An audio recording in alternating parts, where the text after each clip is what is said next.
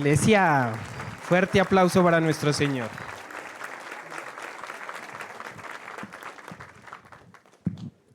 Bueno, iglesia, ¿cómo estamos? Bendecidos, sí, me les adelanto, bendecidos. ¿Podemos respirar? ¿Ya estamos? Bendecidos. Bueno, ¿qué le parece si mira a la persona que tiene al lado y le dice, ten misericordia de mí y no me distraigas? Perfecto. Entonces, para empatar, el título de la enseñanza del día de hoy es Hablemos de misericordia. Y esta palabra está basado en Oseas 6:6. Hace más o menos un mes que tuve la oportunidad de pararme acá y enseñarles, les había dicho que de este versículo el Señor me lo había dado y habían salido dos enseñanzas. En ese entonces les di una enseñanza acerca de la segunda parte del versículo, que es conocimiento, que era ese conocimiento íntimo del Señor. Ahora vamos a ver la primera parte, que es misericordia. Entonces dice, porque misericordia quiero y no sacrificios, y conocimiento de Dios más que holocaustos. La palabra misericordia acá es una palabra hebrea que es Gesed. ¿Qué significa la palabra Gesed? La palabra Gesed es amor inquebrantable, fidelidad, bondad, lealtad, gracia, misericordia. De hecho, es una palabra tan rica, aparece más o menos 248 veces en el Antiguo Testamento. Entre esas, en el que más aparece son en los Salmos, 120 veces. Entonces, cuando ustedes encuentran la palabra misericordia en el Antiguo Testamento, se refiere a esta palabra. Pero ¿por qué no aparece en el Nuevo Testamento? Pues resulta que la palabra es tan rica que no había una palabra ni en arameo ni en griego que fue escrito en el Nuevo Testamento para describirla. Y por consiguiente, en nuestro idioma español, latino, no hay una palabra que pueda describir todo esto. Pero se usaron diferentes palabras. De hecho, en el Nuevo Testamento ustedes pueden encontrar la palabra como ágape, que es ese amor infinito, ¿cierto? Ese amor inquebrantable. Se refiere a es una de las traducciones de esta palabra. Y Jesús usó esta palabra en un capítulo de la Biblia, una traducción de estas palabras, y vamos acá a Mateo.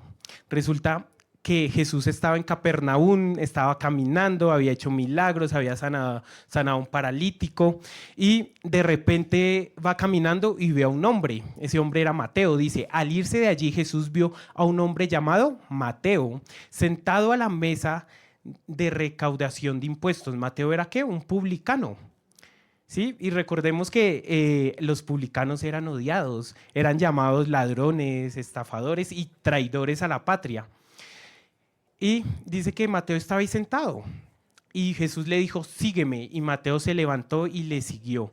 Mientras Jesús estaba a la mesa en casa de Mateo, muchos recaudadores de impuestos y pecadores llegaron y comieron con él y sus discípulos.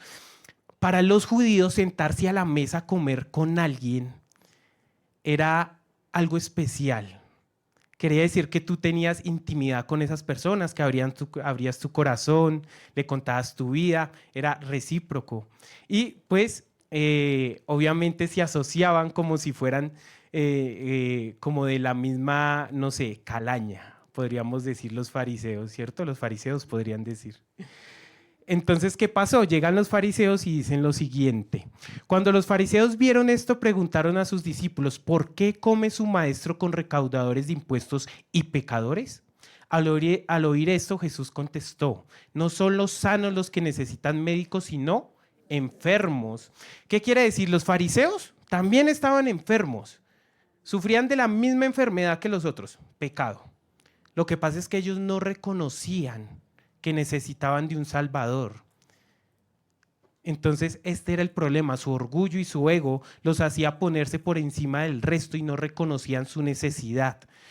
Y acá continúa diciéndoles el Señor, pero vayan y aprendan lo que significa misericordia quiero y no sacrificios. Jesús cita el versículo de Oseas 6:6 y dice, porque no he venido a llamar justos, sino a pecadores. Entonces, ¿a qué va esto? Jesús les dice, yo he venido, ¿qué?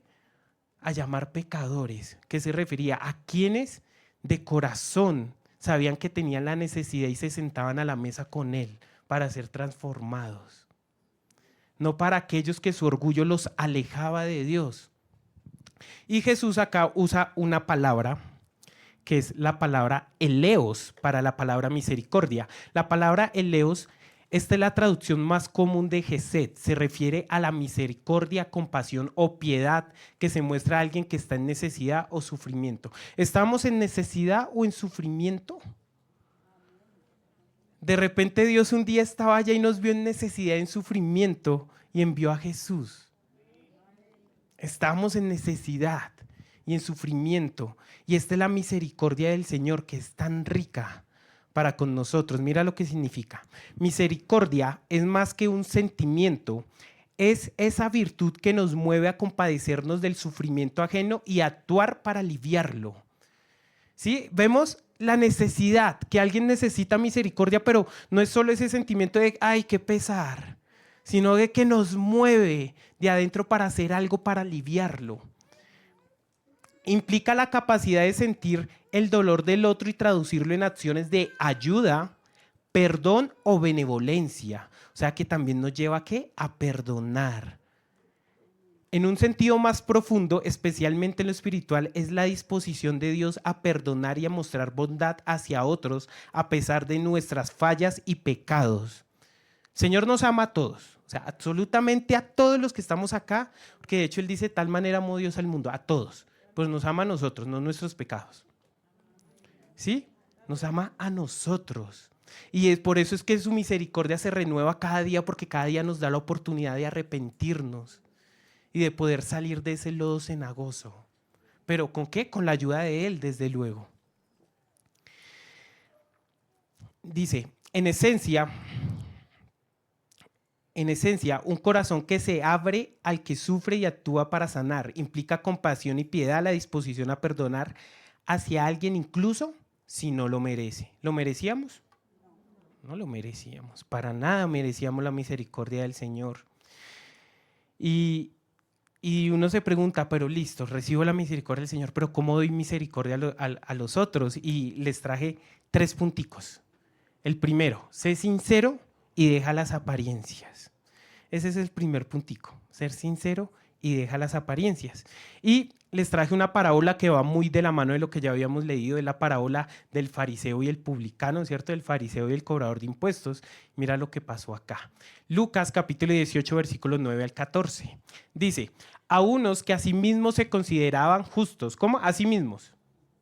El orgullo, a sí mismo. Sí, me considero yo mismo. No es que Jesús me justificó, es que Dios, sino yo me considero justo.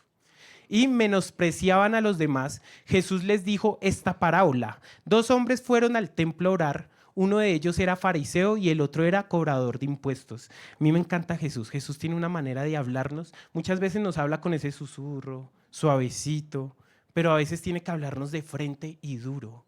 Y acá estaban los fariseos y él les empieza a contar esta palabra y esta parábola y les dice ¿qué? ¿Había un qué? Fariseo. ¿Y habían qué? Fariseo, delante de los fariseos. A veces ¿qué? Nos tiene que hablar duro, pero con amor, porque Él quiere que cambiemos nuestra manera de ver la vida y seamos transformados a su imagen. Y el otro era cobrador de impuestos. Puesto de pie, el fariseo oraba consigo mismo de esta manera. ¿Oraba qué? Consigo mismo. Él no estaba orando con Dios. Sí, o sea, él no estaba hablando con Dios, dice consigo mismo. Seguramente lo hacía de una manera dura para que los demás escucharan, porque era el andar de los fariseos, hacían todo en público, duro, guardar las apariencias, que vieran que hacían las cosas, pero realmente, por eso Jesús les decía, hagan lo que dicen, pero no hagan lo que ellos hacen, porque realmente no eran genuinos. Dice, Dios mío, te doy gracias porque no soy como los demás, que son ladrones, injustos y adúlteros. Ni siquiera soy como este cobrador de impuestos. Ayuno 2 veces a la semana y doy la 10ª parte de lo que gano. ¿Qué era eso? Orgullo, ego. Sí, claro, los fariseos tenían mucho conocimiento para llegar a ser un fariseo. O sea, no era cualquier persona. Tenían que estudiar años y años y pasar ciertos procesos para llegar a ser un maestro de la ley. Conocían la ley, conocían los profetas. O sea, no eran cualquiera, pero no lo aplicaban. Y esto lo llevaba a creerse en más que los demás. Y entonces, ¿esto qué lleva? A señalar. Sí, seguramente los demás eran ladrones, eran injustos, eran adúlteros. Pero el fariseo, ¿qué era? Por detrás de sus apariencias. Tal vez era envidioso, egoísta, ególatra. ¿Qué hacía el fariseo cuando cerraba la puerta de su habitación? ¿Oraba al Señor que estaba en el secreto o invitaba al diablo y quién sabe qué hacía? Pero es esto, son las apariencias. Y dice que yo ayuno 2 veces a la semana. Y si salían a las calles, ayunaban y de hecho ni siquiera se bañaban para que se vieran demacrados, como de que estoy haciendo este ayuno tan duro. Y ofrendaban y sí, iban y hacían sonar la bolsita de las ofrendas. Y por eso Jesús una vez les dijo, ustedes diezman la 10ª parte de todo, hasta de la mirra, de la menta, pero se han olvidado de obedecer a Dios, de la misericordia, del amor. Le dice, y era importante sí diezmar, pero sin dejar de hacer lo otro. ¿Y qué les contesta el Señor? Pero el cobrador de impuestos desde lejos no se atrevía siquiera a levantar los ojos. ¿Esto qué es? Vergüenza. Cuando tú a alguna persona le quedas mal, lo defraudas, a ti te da pena mirarlo a los ojos. Te da pena cruzártelo en la calle, te cambias de calle, lo ves en la esquina y te da la vuelta por el otro lado. Sí, así tengas que caminar más. Porque ¿qué es? Vergüenza. Sí, el cobrador de impuestos tenía vergüenza porque ya sabía que había actuado mal. Dice, no de levantar los ojos al cielo, sino que se golpeaba el pecho y decía, Dios mío, ten misericordia de mí porque soy un pecador. Y el Señor decía, ¿he venido qué? A pecadores. ¿Por qué? A los que reconocen su pecado. Y acá lo confirma en el otro versículo. Yo les digo que este volvió a su casa, ¿qué? Justificado. Porque es que me arrepiento. Sé que estoy fallando y ¿qué? Me arrepiento y me aparto. Este es el arrepentimiento. ¿Qué debe haber hecho el fariseo en vez de estar criticando a aquel hombre que había caído? Debió habérsele acercado y decirle, oye, yo también he fallado, pero el Señor ya te perdonó. ¿Sí? Apártate del pecado. Pero no. Y dice, porque cualquiera que se enaltece será humillado y el que se humilla será enaltecido. Cualquiera que crea. Y de hecho, los invito a escuchar la prédica anterior de Morris. Muy buena, en serio se la recomiendo porque va muy al hilo. Porque muchas veces no tenemos autoridad moral y si señalamos y nos ponemos por encima, pero llega el momento en que el Señor tiene que humillarnos. Eso que a veces acá nos dice el pastor que señalas con un dedo y después se devuelven 3. Es verdad, y no, y es cierto, y lo puedo confirmar, lo viví en carne propia.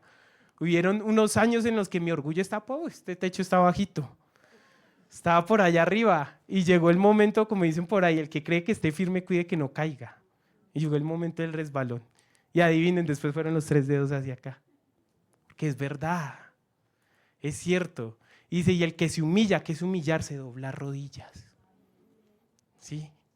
Que el que doblega su carne, su ego, su orgullo. ¿Sí? Es sincero con el Señor. Dice, Señor, he pecado, necesito ayuda en esta área. ¿Qué dice que será enaltecido? A mí me encanta que Jesús decía, aprendan de mí que soy manso y humilde. Se la saben, que soy manso y humilde de corazón. ¿Por qué Jesús cuando lo maltrataban? ¿Sí? Jesús le lavó los pies a Pedro, que lo negó.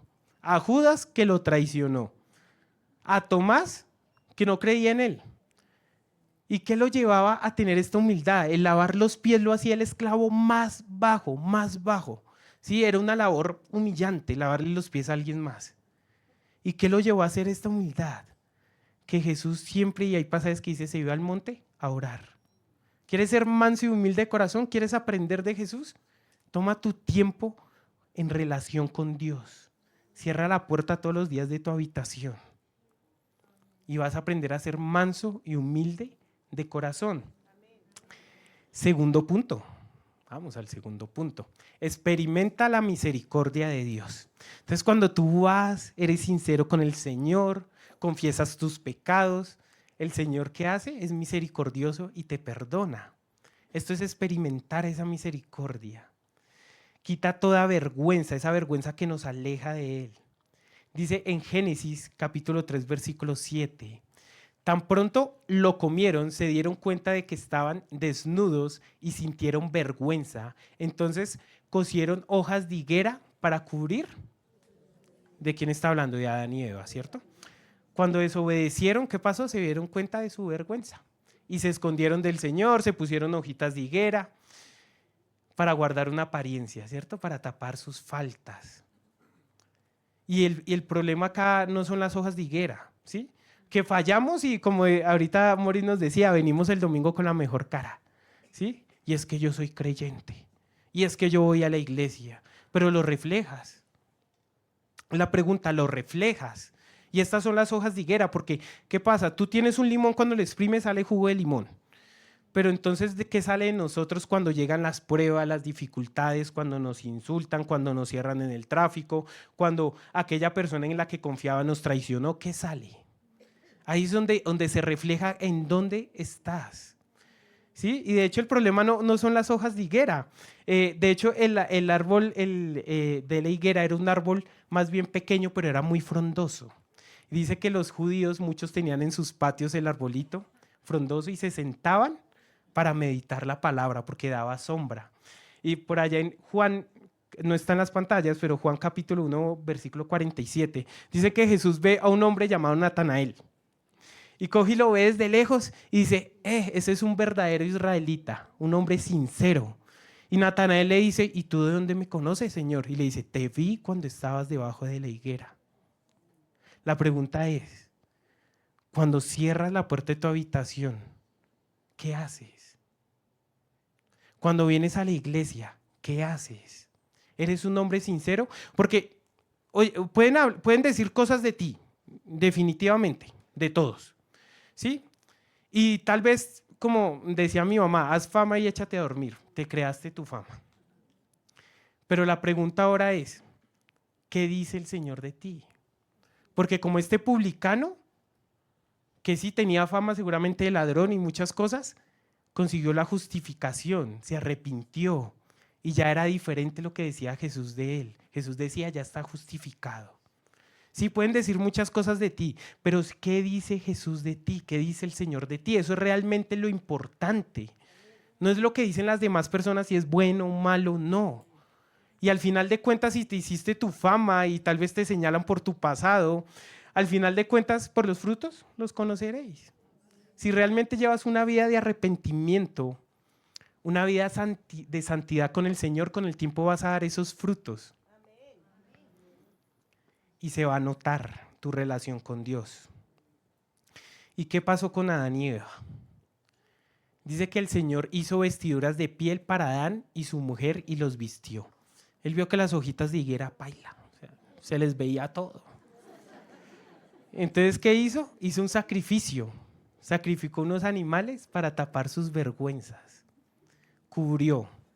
¿Qué hizo con nosotros? Envió a su Hijo, puso un sacrificio para limpiar nuestros pecados, nuestras vergüenzas.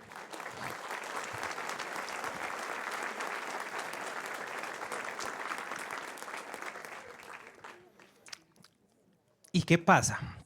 Hay dos palabras muy parecidas, cubrir y encubrir. Cubrir es lo que hizo acá el Señor, cubrió sus vergüenzas, pero hubo una consecuencia de su pecado. Encubrir es alcahuetear.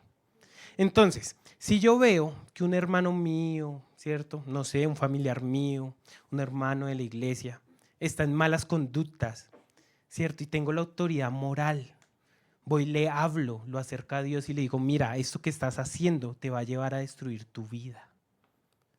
¿Lo acerco a qué? Al Señor, esto es cubrir. Pero si yo lo veo, hay otras dos opciones. Una, hacerlo del fariseo, ponerme a señalar y a criticar, está mal.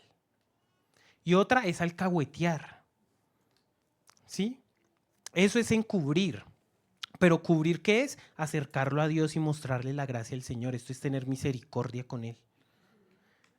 Tal vez no podemos acercarnos a Él y vimos algo, oremos. ¿Listo? Oremos por la persona. De rodillas, doblamos nuestra rodilla y decimos, Señor, vi esto. Ten misericordia de Él, que no se pierda, que tenga un encuentro contigo. Hazle ver que su orgullo no le está dejando ver lo que está haciendo.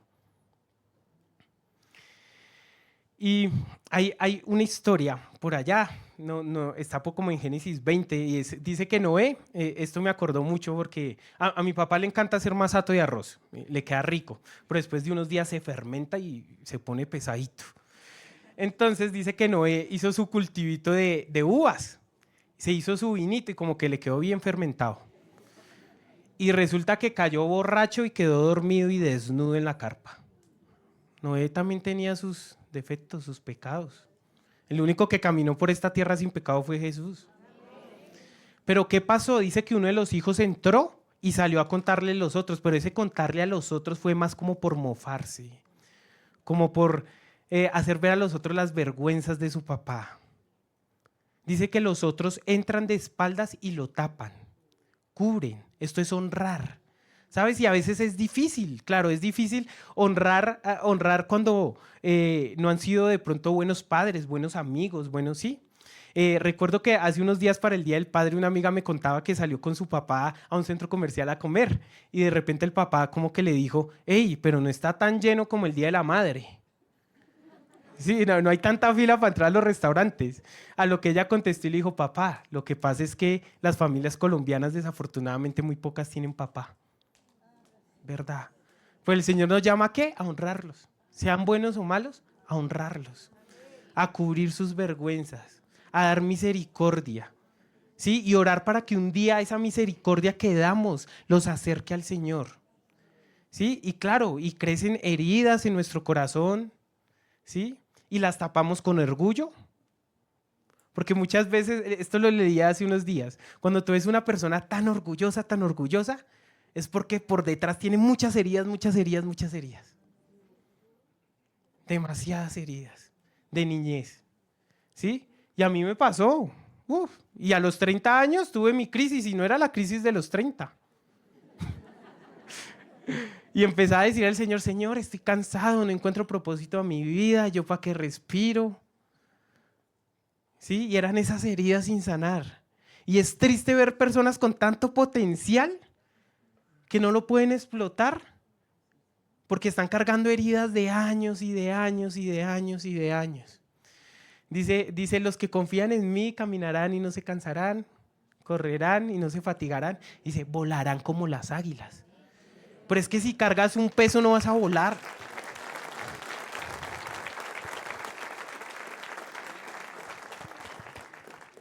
Si que estás cargando un peso, no vas a poder volar. Hace unos días, como más o menos 2 meses, tuve la oportunidad de ir con unos amigos a subir una montaña y uno de ellos estaba llevando la maleta con la comida y empezó a quedarse bastante. Entonces yo tomé la maleta y resulta que después empezó a subir más rápido el peso. Por eso es que Jesús dice, traigan las cargas. Yo les ayudo a cargar, yo les ayudo. No, no podemos caminar, no podemos volar, no podemos sacar todo nuestro potencial si andamos cargando heridas, andamos con rencor, con cargas del pasado. El pastor Rick Warren escribió lo siguiente: no eres un accidente, tu nacimiento no fue un error o infortunio, tu vida no es casualidad de la naturaleza, tus padres no te planificaron, Dios lo hizo, a él no le sorprendió tu nacimiento, es más, lo estaba esperando. Mucho antes de que fueras concebido por tus papás, Dios ya te había concebido en su mente. Él pensó en ti primero, no es casualidad del destino ni de la casualidad. Uy, me quedó mal escrito. Ni de la suerte, dice, ni de la suerte. Dice, no es casualidad que hoy estés respirando. Estás respirando porque tienes un propósito.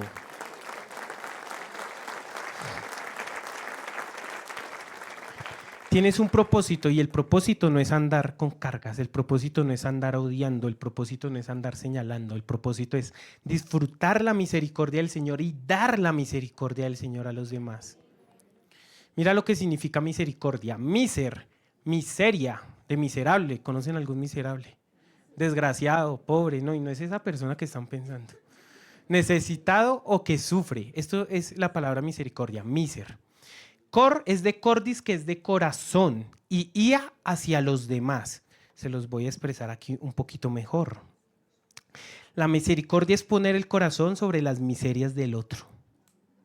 Poner el corazón, esto implica no solo un acto superficial o una ayuda material por compromiso.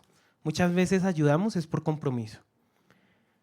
Le ayudamos a esa persona que nos falló, es como, uy, por compromiso. ¿Sí? A ese padre que nos abandonó, uy, como por compromiso. Pero la misericordia lleva más allá, no es por compromiso, sino una disposición interna de empatía, compasión y amor genuino.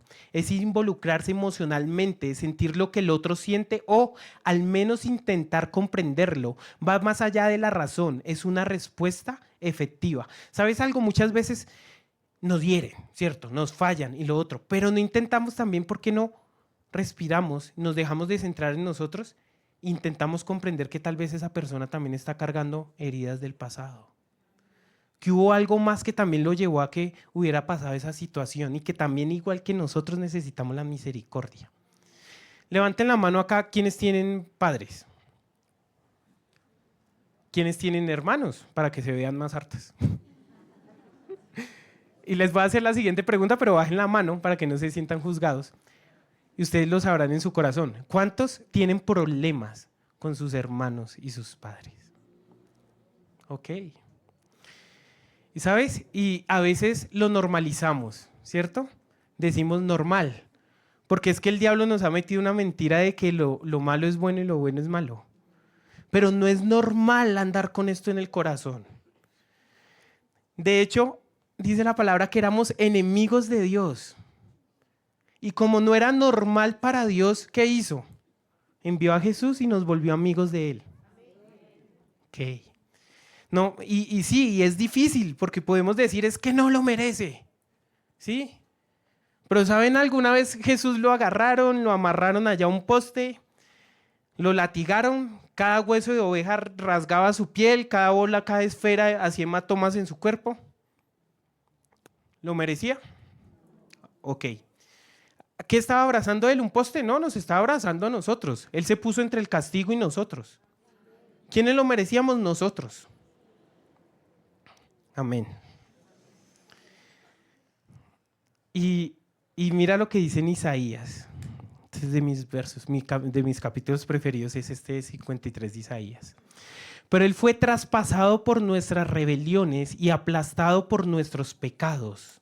Fue golpeado para que nosotros estuviéramos en paz. ¿Estamos en guerra con Dios? En paz con Dios. Fue azotado para que pudiéramos ser sanos. ¿Sabes algo? Fue traspasado. Fue traspasado aquí con una lanza. Cuando lo traspasan dice que su pericardio explota, estalla. Su corazón estalla. Fue aplastado por los pecados de nosotros. Toda esa sangre que derramó estalló sobre nuestras miserias. Entonces puedes decir, pero es que era Jesús, 100% Dios, también 100% hombre. Pero resulta de que Él dice que cuando se fue vino el Consolador, cuando aceptamos al Señor tenemos al Espíritu Santo acá adentro. Dice que el poder que lo levantó de la muerte vive en nosotros. Entonces nosotros también lo podemos hacer. Sí, también podemos poner el corazón sobre las miserias de los otros. También es posible. Y les voy a leer acá una historia en Hechos capítulo 6. Es más, se las voy a parafrasear porque no va a alcanzar el tiempo. Habla de Esteban. Dice que Esteban, acá está el primer versículo, Esteban era un hombre lleno de la gracia y el poder de Dios. Hacía grandes prodigios y señales entre los pueblos. ¿Sabes qué? Dicen más adelante que no podían enfrentarlo porque el espíritu que había dentro de él era más fuerte. Y al igual que Jesús, lo llevan con mentiras a juicio. Falso testimonio, ¿cierto? Les dice sus 4 verdades en el juicio, como dirían por ahí. Y ellos no pudieron. Como no podían hacer frente a la sabiduría ni al espíritu con que habla Esteban, instigaron unos hombres para decir, hemos oído a Esteban blasfemar contra Moisés y contra Dios. Con mentiras. Dice que al oír esto rechinaban los dientes, se enojaron mucho contra él, pero Esteban, lleno del Espíritu Santo, fijó la mirada al cielo y vio la gloria de Dios y a Jesús de pie a la derecha de Dios. Veo al cielo abierto, exclamó, y al Hijo del Hombre de pie a la derecha de Dios. Cuando te van a atacar, créeme, Jesús se para a mirar. Y Él está ahí. En toda situación está ahí. Entonces ellos gritando a voz en cuello se taparon los oídos. ¿Sabes? A veces la palabra parece dura y nos tapamos los oídos porque no queremos escuchar.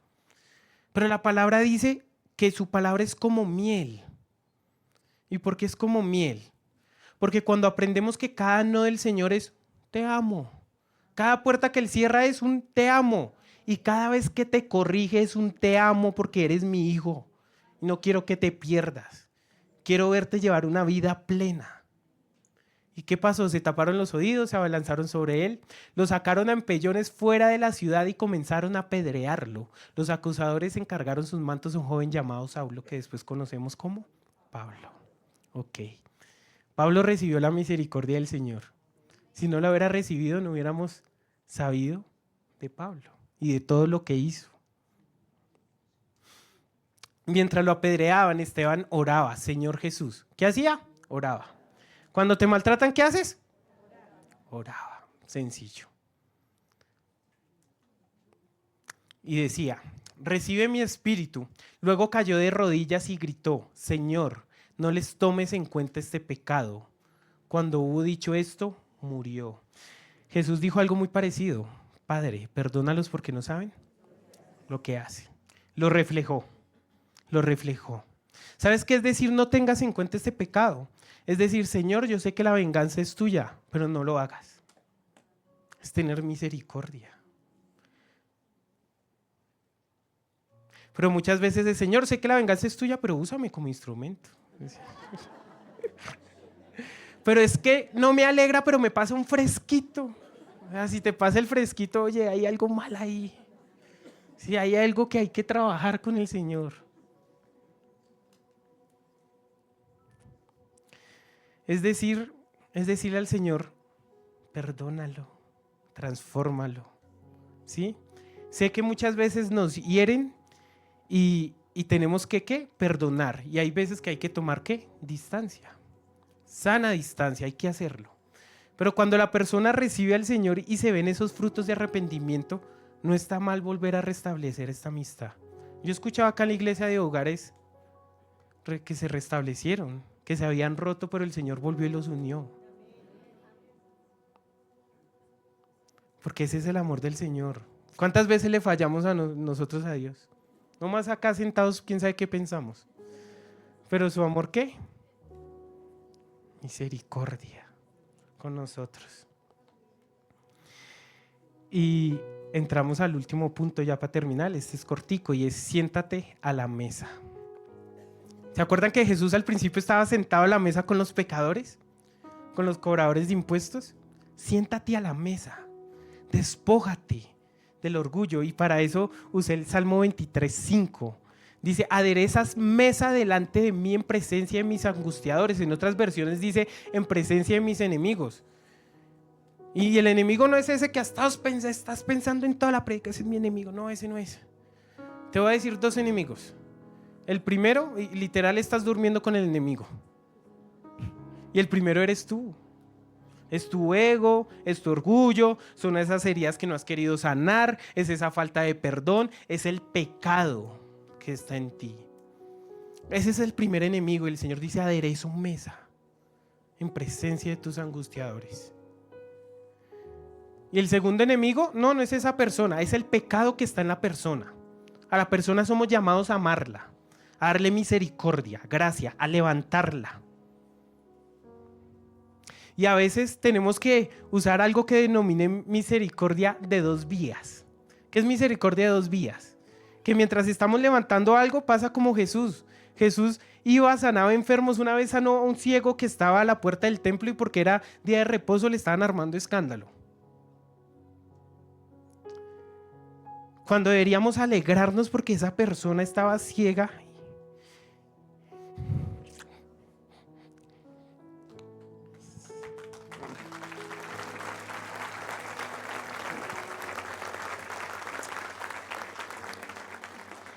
Porque esa persona estaba ciega y logró ver a Cristo.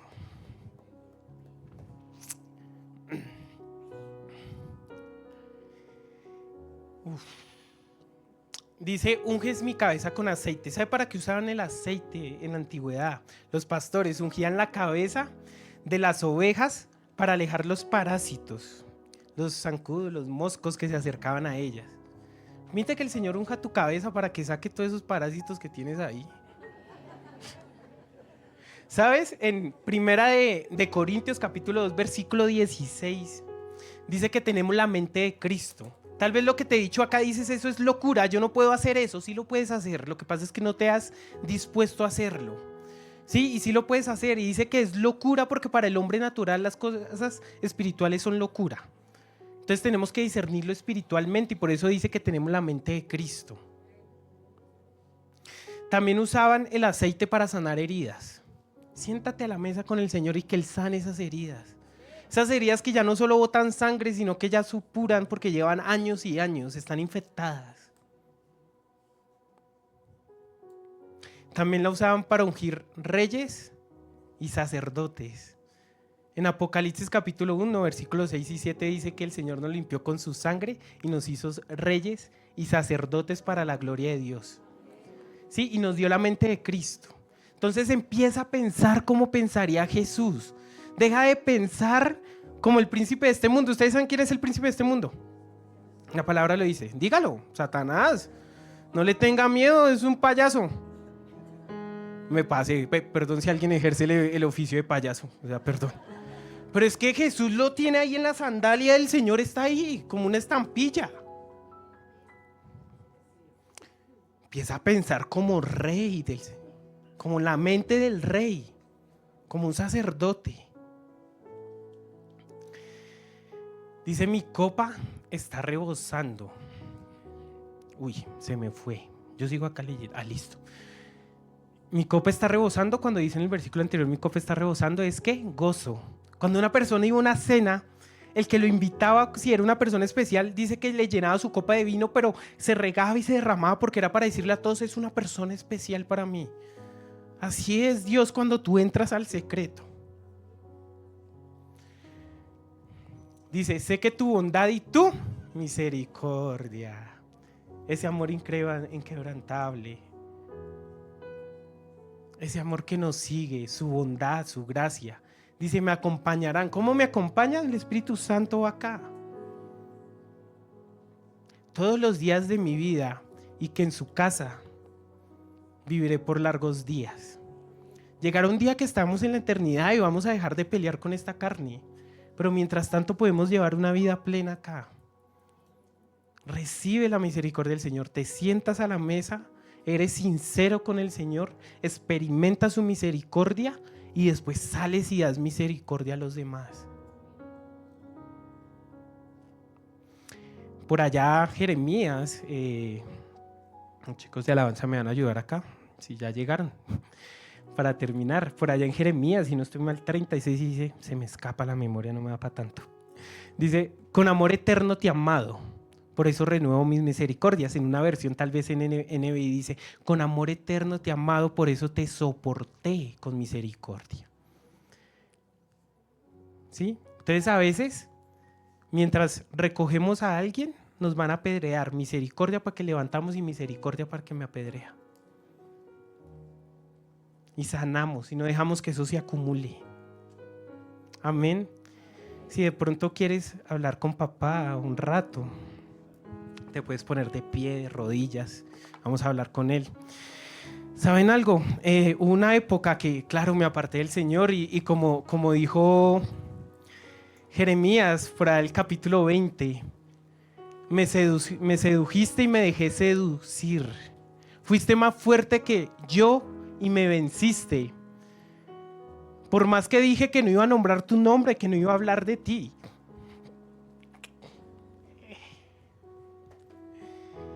Tu palabra fue en mi corazón como fuego, que carcomía hasta mis huesos. Traté de contenerla, pero no pude más. Y así oro hoy yo, Dios, que esta palabra, Padre, sea como fuego en cada uno de estos corazones. Que sane heridas, que carcoma todo pecado, todo orgullo, todo ego, que nos lleve a dar ese primer paso, Señor, y con tu ayuda para perdonar, para dar misericordia. Que puedan comprender que no hay pecado tan grande que tú no perdones. Que si tal vez hoy han llegado cargados y puedan decir, es que no sabes lo que he hecho, hoy puedas recibir tu misericordia. y saber que son perdonados y justificados, que se deben levantar y no practicarlo más, sino honrarte a ti, Señor. Tener misericordia de nuestros angustiadores, quienes nos atacan, Señor, porque no son ellos, simplemente es el pecado que está en ellos, Señor. Que nos lleve a orar, a perdonar, Señor. Hoy pido, Señor, por sanidad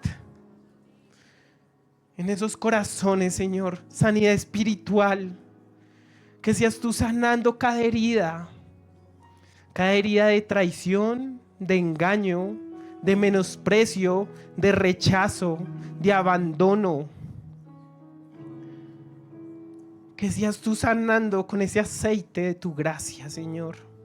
Que seas ellos comprendiendo que tú vas con nosotros a todas partes, Señor, y que nos has ungido, Señor, y que por tanto debemos pensar como tú piensas, Señor.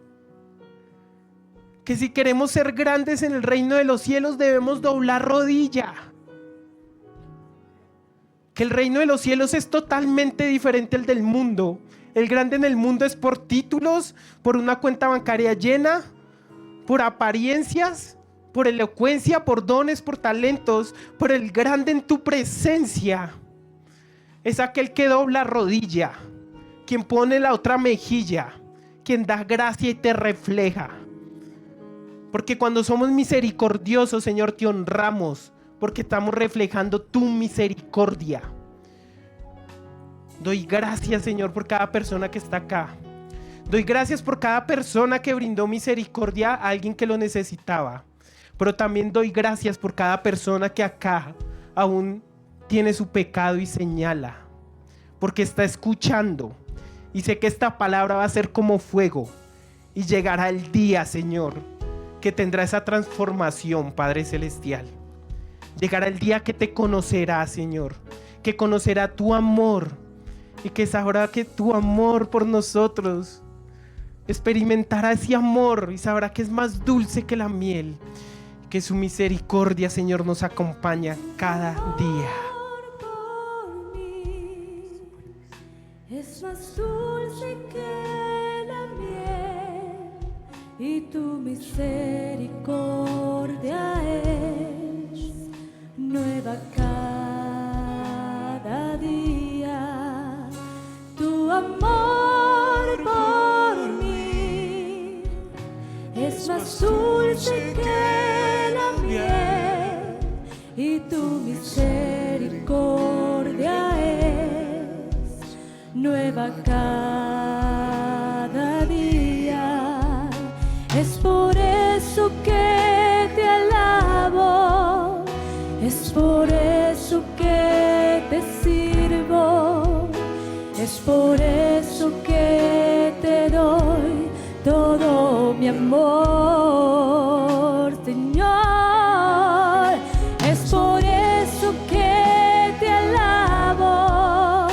Es por eso que te sirvo, es por eso que te doy todo mi amor. Señor, que tu amor nos lleve a tener compasión por el necesitado, por aquel que aún no te conoce, por aquel que aún anda en las calles, en sus delitos y pecados, que nos lleve a actuar, a enseñar la palabra.